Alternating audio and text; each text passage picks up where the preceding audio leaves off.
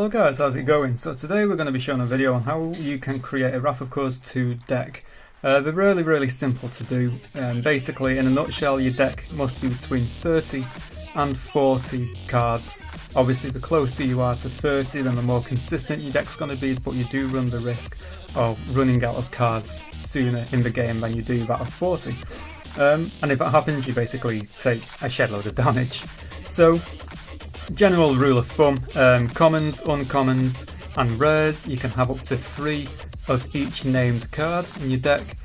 And then when it comes to royalty rares, you can only have 2 royalty rares in your deck, and they must be different named cards. So it's very similar to the original classic game. So, one card you have in play before you start the game is your core card, and this is basically you as a player. As soon as you take 10 points of damage, that's it, you've lost the game. Obviously the aim of the game is to destroy your opponent. So one of the biggest things you need to know about is this little icon here. That tells you what colour cards you can have in your deck. So the beta core, you can basically have any cards in your deck.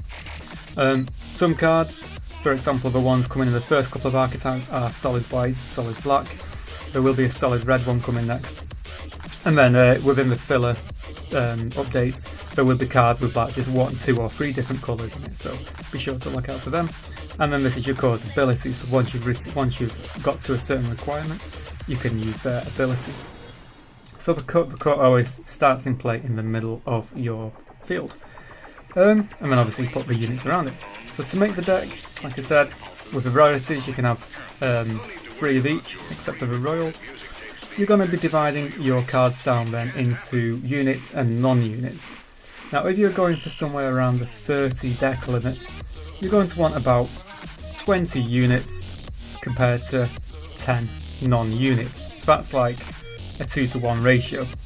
If you're going somewhere closer to the 40 deck size limit, then you're going to want about 25 units to 15 non-units. Obviously you can fine-tune the deck to your liking. The non-unit cards are basically your actions, response and wonder cards. That is all you have as non-units. So they're more things like your action cards, but you can just deal direct damage to the enemy units. But your primary focus is your units, because you've got 3 different types of units. You've got your assault, reinforce and your defensive. You don't want as many reinforced units in because you don't use them a great deal as such. These reinforced units are only here to basically support the 2 assault units or the 2 defensive units on the corners. But you do want to try and focus more so on assaults and defensives. So assault units are the only ones that can attack. Defensive units basically mean your opponent has to take out the defensive units before they hit your core. So you kind of need to find a nice equilibrium between your different types of units in your deck. So if you're going with a 30 card deck, you want somewhere between 8 assaults, 8 defensives and then about 4 reinforced units in case they get taken out. If you're going for a deck which is about 40 maximum size, 40, then you're going to want about 10 assaults, 10 defensives and 5 reinforced. If you want to, you can play without reinforces and just obviously increase the quantity you've got for your assault and defensives. But you'll kind of want, as a base, somewhere a nice 50-50 ratio between your assault and defensives. And that's pretty much it. That's pretty much what you need to know on how to make a deck. It's really easy to play, it's really easy to understand.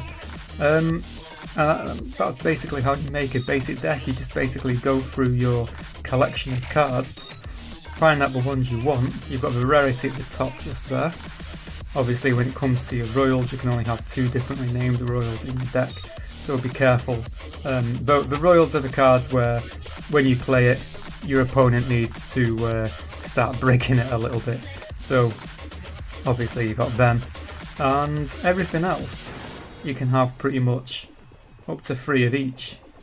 So your defensives, for example, your defensives have always got a higher HP, but they can't attack. So you want to try and keep your defensives in play. Whereas your assault units, deal the primary damage to your enemy core. And the more of them you've got out, you can just keep bombarding your attack, hoping that they don't throw out something too powerful of a defensive unit. But yeah, once you've got that nice combination, you know, a couple of play tests and stuff like that in it, you will find your own way around the game and your own methods, you know, in the game. Once you fine-tune your deck to something as perfect as what you want to be, you'll find yourself, you won't need to be mulliganing any cards back into your deck. But that is a nice simple tutorial on how you can make your very first Wrath of Khorse 2 deck out of any of the cards what you own. Just watch out for this little colour symbol here, but that's it. Anyway guys, thanks very much for watching, and that's how you make your own deck in the new Wrath of Khorse 2.